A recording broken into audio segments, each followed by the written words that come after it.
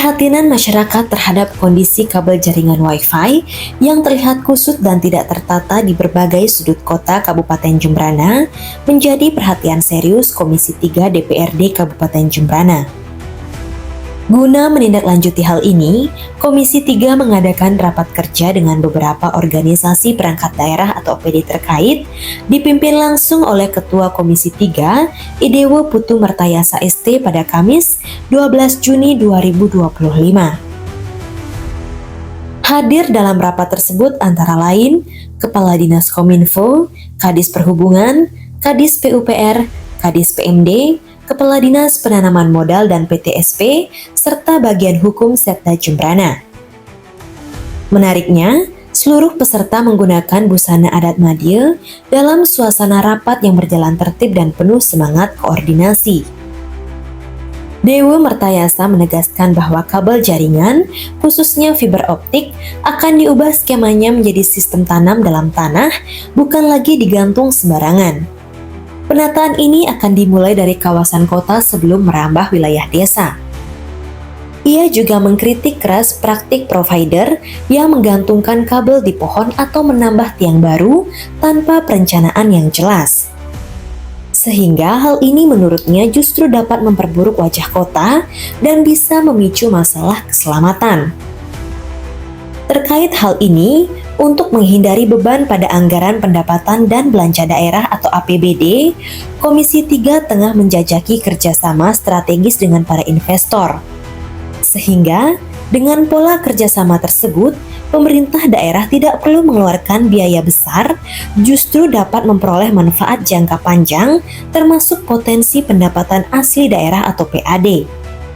Hari ini saya rapat dengan hampir semua dengan dinas terkait berkaitan dengan penataan infrastruktur fiber optik. Jadi pada hari ini adalah rapat yang kedua setelah rapat yang pertama kemarin saya melakukan penataan terkait dengan pohon perindang. Jadi karena penataan pohon perindang tentu kita melihat di situ banyak sekali kabel-kabel yang melintas, makanya saya programkan mulai hari ini di rapat kerja pada hari ini, dan kebetulan dari dinas terkait tadi semua sudah setuju bahwa kita akan tata terkait dengan fiber infrastruktur fiber optik ke depan.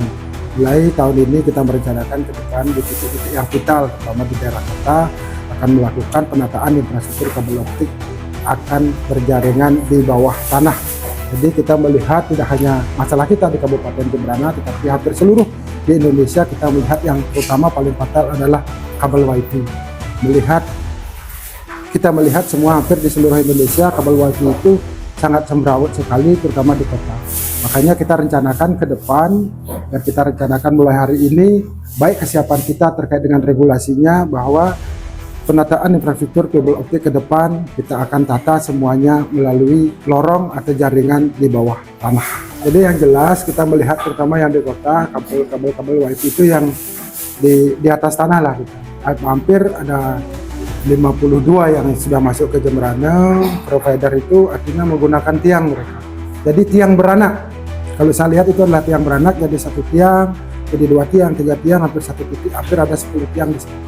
Nah ini yang akan kita tata ke depan, bahwa tidak akan ada lagi, terutama di kota adalah tiang-tiang kabel tersebut. Jadi yang masih mungkin di atas kita juga akan rapat kerja juga dengan jaringan PLN ya, karena PLN itu tentu sudah menjadi harapan kita juga ke depan agar semuanya ke depan. Nah terus untuk di desa-desa tentu jaringan yang di bawah tanah, karena jaringannya masih tidak sepadat di kota, kita akan tata juga, karena jarak yang di desa-desa itu hari ini juga kita sudah bahas terkait dengan regulasi agar tidak ada lagi yang menggunakan tiang-tiang bambu. Jadi yang di desa, di kota kita harapkan ini kita tata di kota lebih awal, mulai direncanakan tahun 2025 ini, tahun ini. Mudah-mudahan ini kita sudah mulai bisa kerjakan nanti kerjasama dengan investor di perubahan tahun 2025, karena hari ini kesiapan kita akan sudah mulai bahas terkait dengan regulasinya. Jadi terkait dengan perbedaan yang di bawah itu sudah bisa kita lihat. Kalau yang sudah di atas kan semrawut, ini sangat semrawut. Jadi kalau kita tata yang di kota tidak ada lagi pohon sebagai tiang atau tumpuan kabel-kabel lewat tersebut, karena masyarakat kita sangat ketakutan sekali melihat banyaknya kabel, walaupun kabel tersebut tidak punya menampung daya setrum gitu, tidak berbahaya, tetapi dilihat secara kasat mata masyarakat kita bagi yang awam sangat tidak puas melihat kabel yang banyak seperti itu.